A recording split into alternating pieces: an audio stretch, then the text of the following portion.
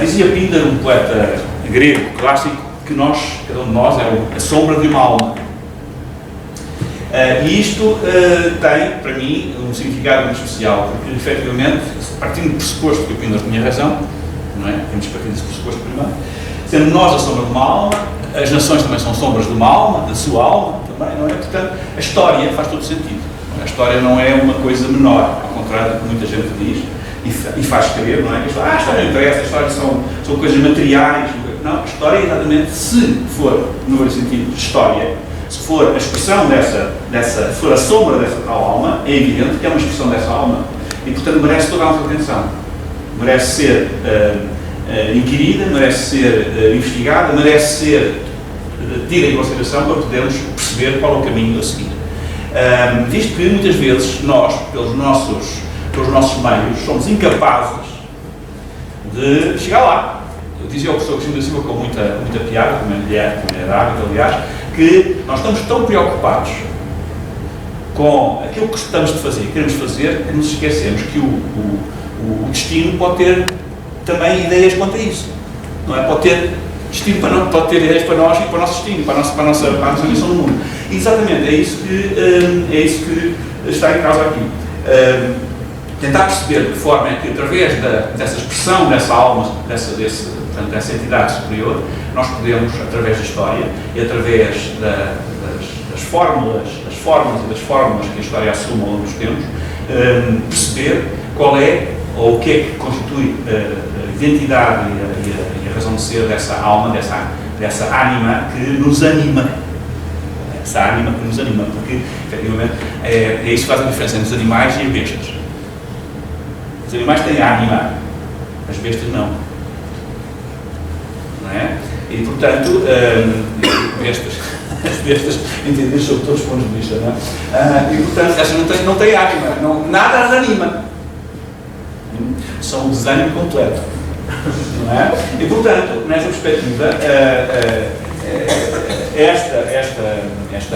digamos, a nossa proposta é tentarmos descobrir que raio de sombra somos nós. Isso, não é? De que alma somos a sombra e que raio de sombra somos nós. Dessas associações de sombras de outras almas que, porventura, todas unidas possam tornar mais evidente a sombra da alma nacional. Até a nossa história pode ser explicada de uma forma triada. E não é uma leitura minha, nem uma invenção minha. Decorre isso da leitura, da interpretação do mito fundador por excelência, que é o famoso juramento de Eurico. O juramento de Eurico portanto, isso é a marca, digamos que é nossa marca de origem, o juramento de Eurico. O texto do juramento de Eurico que devemos analisar em si próprio o modelo da própria história nacional até à atualidade, desde as origens até à atualidade. E esse modelo repercute em todas as manifestações da nossa identidade. Por exemplo, o Bandarra falava, e a Pessoa também falava disso, falavam ambos disso, falavam do lema da tripeça. O lema da tripeça é isso mesmo. O lema da tripeça dizia que todas as profecias têm 3 realizações em 3 tempos distintos. E podemos verificar, efetivamente, que assim é.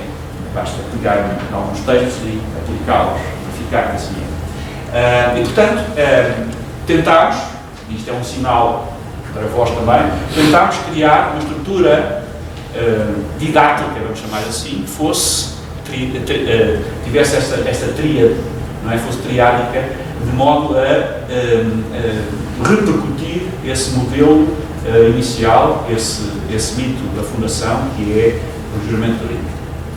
E fizemos exatamente o mesmo sentido. Eu vou recordar só aqueles que não tenham presente o juramento de Eurico, não vou chatear-vos com o texto, vou sintetizar isso em ideias simples para que se perceba. Portanto, vocês sabem que o juramento de Eurico é uma tradição muito discutida, sobretudo discutida a partir do século XVIII, final do século XVIII. O primeiro indivíduo que pôs em causa o juramento de Eurico e o milagre de Eurico foi o Luís António Verneiro, o meu ministro.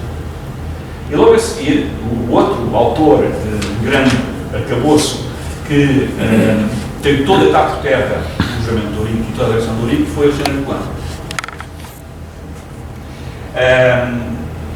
Ambos se esqueceram, ou porventura não souberam pensar uma coisa básica, que é o seguinte: os mitos podem não ser verdade, mas tornar-se verdadeiros. Podendo ser mentira a visão de Ourique, ou o facto de Afonso Henriques ter tido a visita de Jesus crucificado antes da batalha, ou a Nossa Senhora de Fátima ter aparecido em Fátima no dia 13 de maio de 1917. Podendo ser mentira isso, o mito associado a isso pode ser verdadeiro, tornou-se verdadeiro, em suma, e nós assumimos isso, já não discutimos sequer. Portanto, o que é que significa isso? O que é que significa o mito tornar-se verdadeiro? Significa que se tornou um facto de cultura. E enquanto facto de cultura é verdadeiro. E enquanto mito é plano. Mesmo que nós não nos sintamos sintonizados a esse mito. Ele funciona independentemente. É uma energia. E funciona independentemente da nossa consciência da existência dele. Ou acham que os micróbios também só funcionam se nós tivermos consciência da sua existência? Ou a Lua, ou Marte, ou Júpiter. Não é? Vão ver? Portanto, as coisas funcionam independentemente da nossa consciência da sua existência, da sua funcionalidade. Elas acontecem independentemente de nós termos consciência da sua realidade física, ou mental, ou espiritual, o que é que seja. A nossa alma, alguns dirão, não existe. Ok. Funciona da mesma maneira, mesmo para aqueles que não acreditam na sua existência. Vão ver? Portanto, o nosso mundo é exatamente muito complicado nesse aspecto, porque nós estamos convictos que funcionamos daqui para baixo e que não há nada daqui para cima. E partindo do tal pressuposto do Píndaro, falta esta parte daqui para cima. Nós somos apenas uma sombra daquilo que fica para cima, que é invisível. Portanto, nessa perspectiva, os mitos, podendo não ter realidade física objetiva, tornaram-se realidades objetivas porque se transformaram em factos de cultura. E, portanto, são indiscutíveis. Não vale a pena sequer pô-los em causa, porque eles já fazem parte do nosso ser. São a expressão exatamente dessa, são a sombra dessa realidade que nos escapa, não é? Porque essa realidade aqui para cima escapa. A maioria, pelo menos, não escapará. Bem, e portanto, segundo o juramento de Ourique, Jesus terá aparecido a Afonso Henriques antes da Batalha de Ourique, que aconteceu no Alentejo, um sítio perto da povoação de Castro Verde. Isto é uma coisa muito discutida, mas os achados arqueológicos são desmentidos, portanto não vale a pena andarmos a encontrar batalhas de Ourique por aí, porque a Batalha de Ourique aconteceu num sítio muito preciso, as tradições mantêm-se vivas no sítio, e os nossos reis que visitaram o local da batalha visitaram aquele sítio, não visitaram outro sítio qualquer.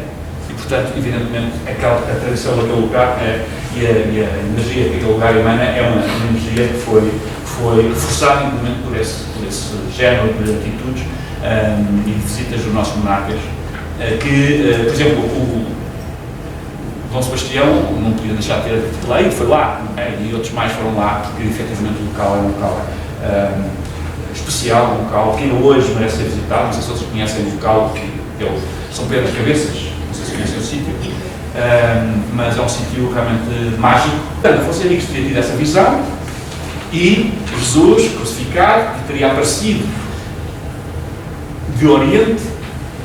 Esta parte é engraçada, porque está descrita no texto do juramento, do Afonso Henriques jurou que isto tinha acontecido.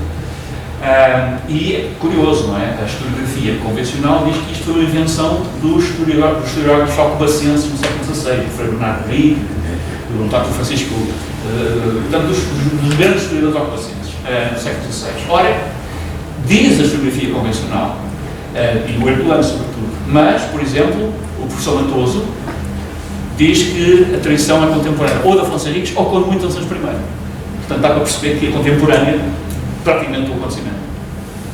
Portanto, remete lá para trás mesmo. Portanto, não há uma coisa tão inventada a posteriori quanto parecia à primeira vista. O Herculano é um homem de má fé, porque o Herculano aponta texto do juramento turístico, portanto, e o documento do juramento turístico, como um documento falso, quando na realidade é um apógrafo. Ele não sabia fazer a diferença, soube, não quis fazê-la. O que é um apógrafo? O apógrafo é uma cópia de um documento original que desapareceu. Ora, e esse documento apógrafo, portanto, esse documento cópia do outro, está autenticado como cópia do outro.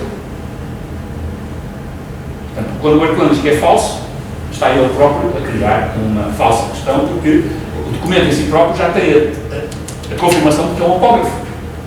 Não está mentindo, o documento não mente, o documento ele próprio confirma isso.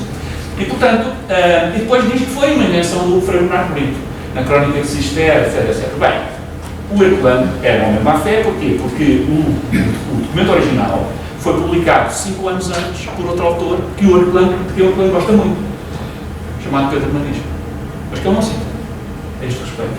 Portanto, reparem, má fé, só conta. Havia uma agenda perfeitamente definida na cabeça do Herculano para que isto acontecesse. Voltando agora outra vez à questão da Doria.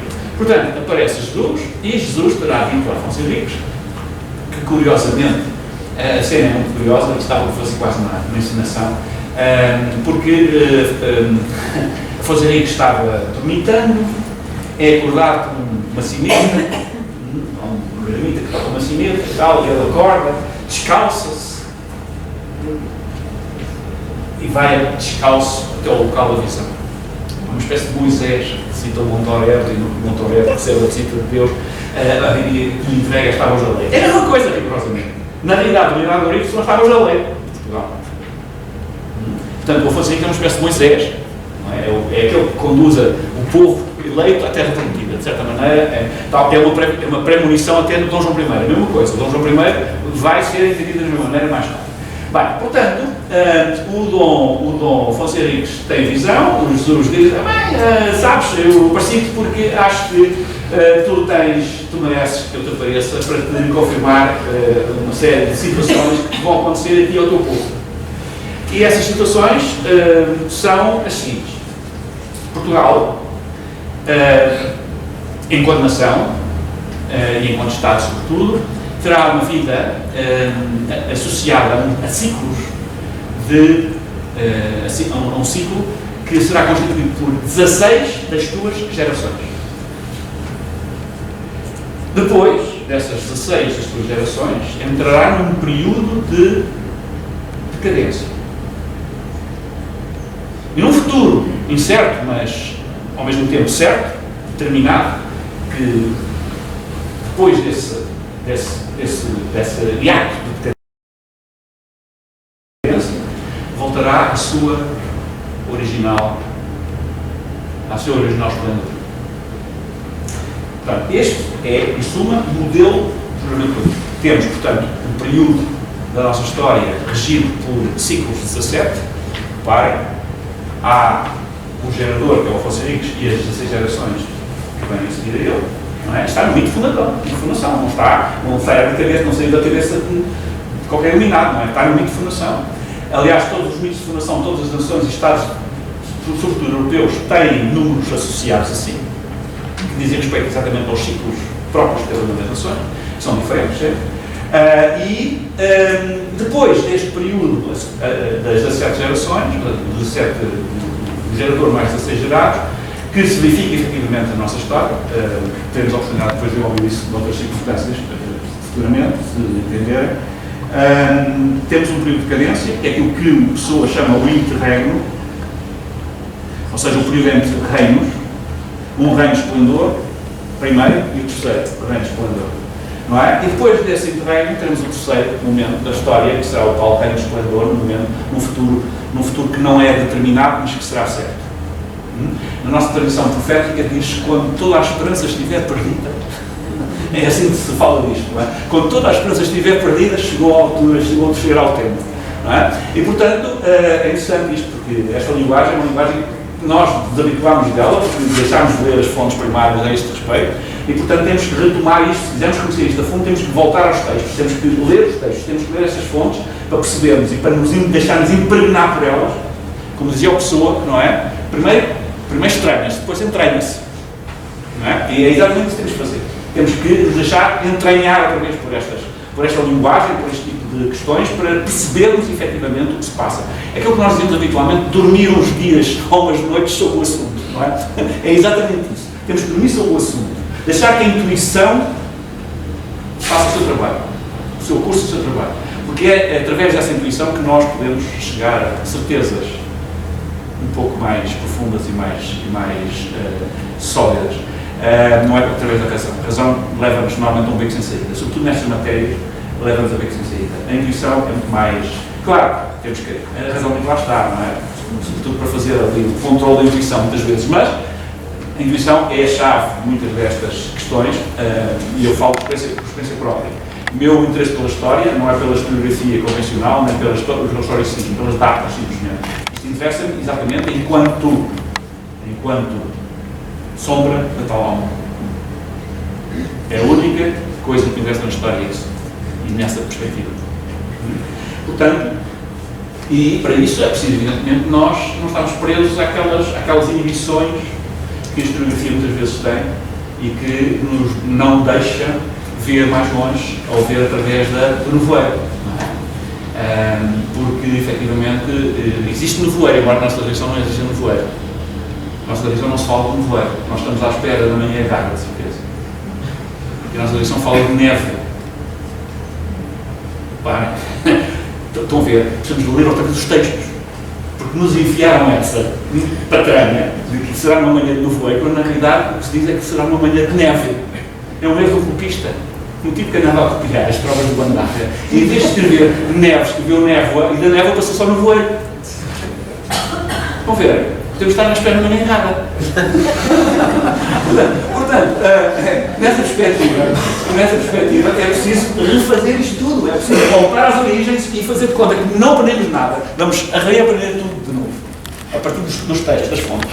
É como se fôssemos aprender o Beabá, para a escola primária outra vez, não é? Aprendemos a reler, neste caso, a reler a história, e sobretudo a reler a história em função de princípios superiores, de princípios que não são simplesmente materialistas, como aqueles que a história convencional normalmente usa para justificar o destino das nações. O destino das nações não se justifica apenas pela economia ou pela sociologia, não é? E, portanto, ou por determinantes sociológicas e económicas.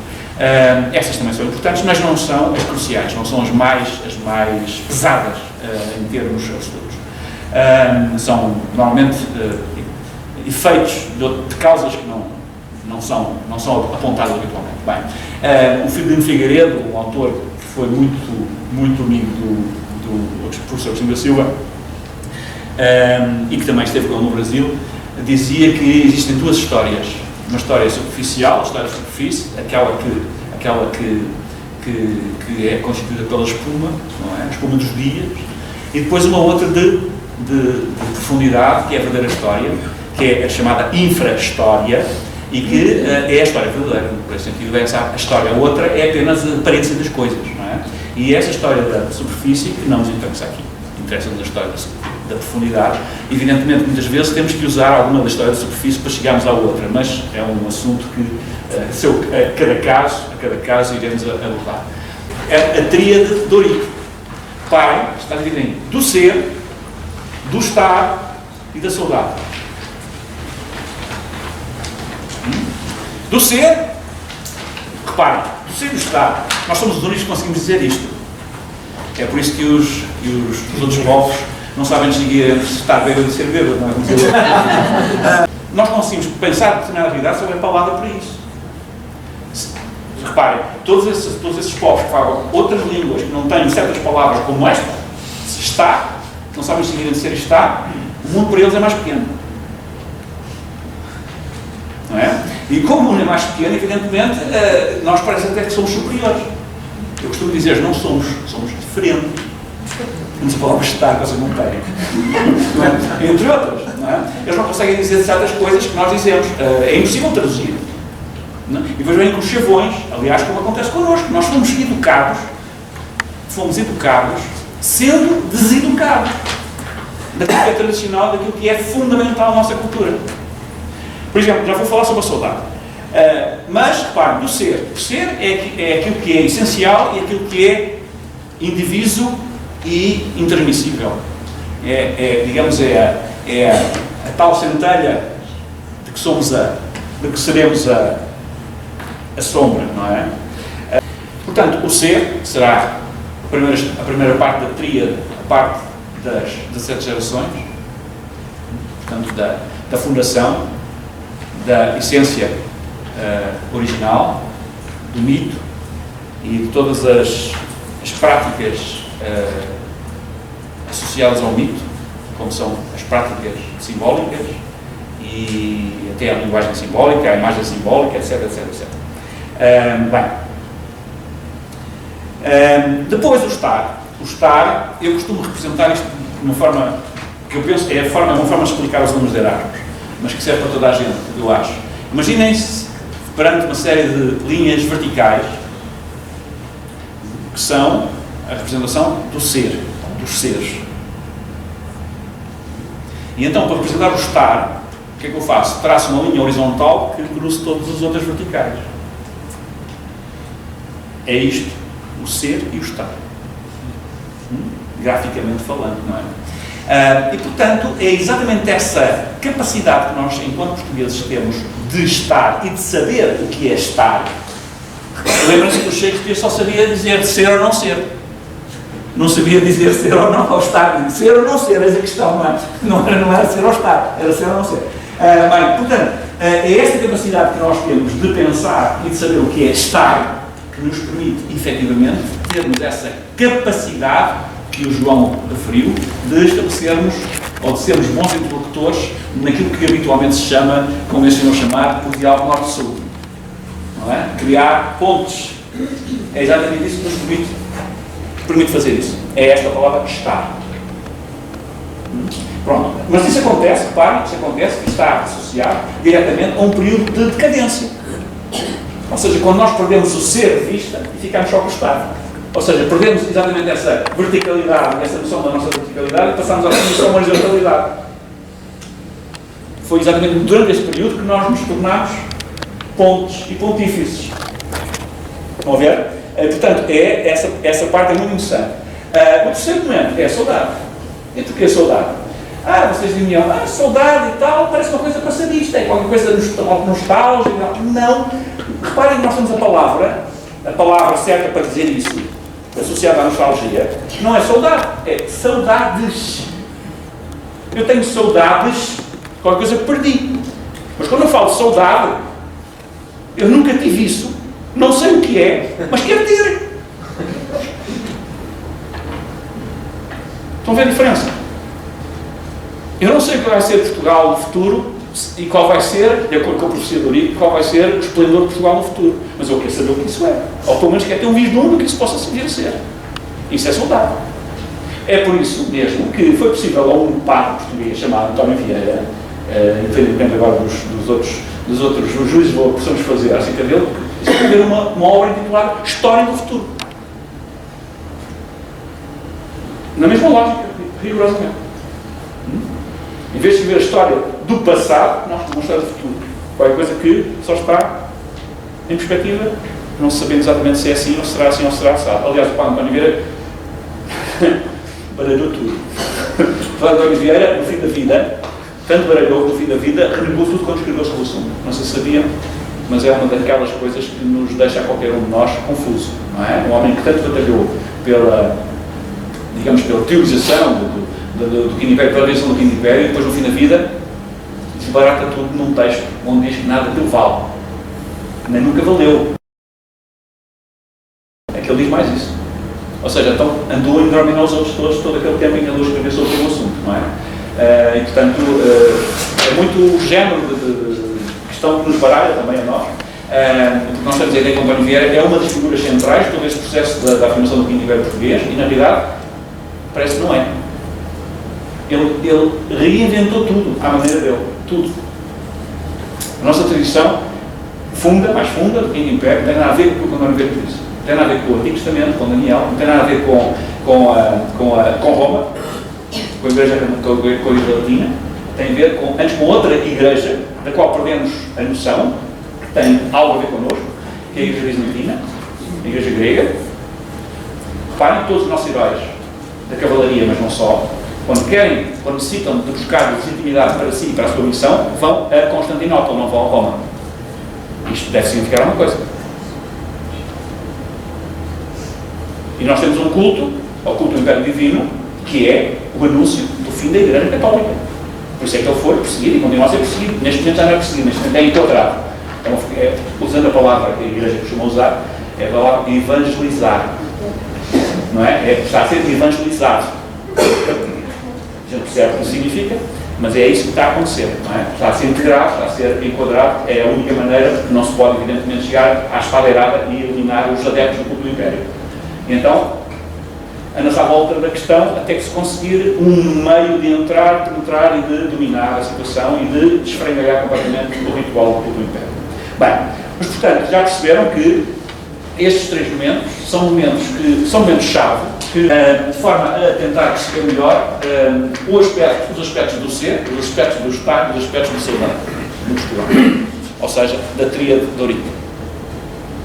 Não é? Da história até à 16ª geração, do período de decadência e da história futura, ou da história do futuro, que nós não podemos ir às fontes e ler muita coisa, mas evidentemente ficaremos sempre na expectativa de saber exatamente como é que vai ser. Aliás, quanto mais mergulhamos nesses textos, com mais dúvidas ficamos relativamente a muitas questões. Porque esses textos são textos, em alguns casos, muito precisos. Nos dão informação muito concreta. E nós começamos a não saber como é que aquilo depois se concretiza. Não é possível perceber imediatamente como se concretiza, não é? Lá está. Temos que usar uma tripécia, que é da profecia, tem 3 direções diferentes, em 3 tempos de estudos. E por aí, talvez, às vezes, possamos ter alguns virdumes de algumas coisas que às vezes acontecem e que, evidentemente, para acontecer uma vez, estão a acontecer mais 2.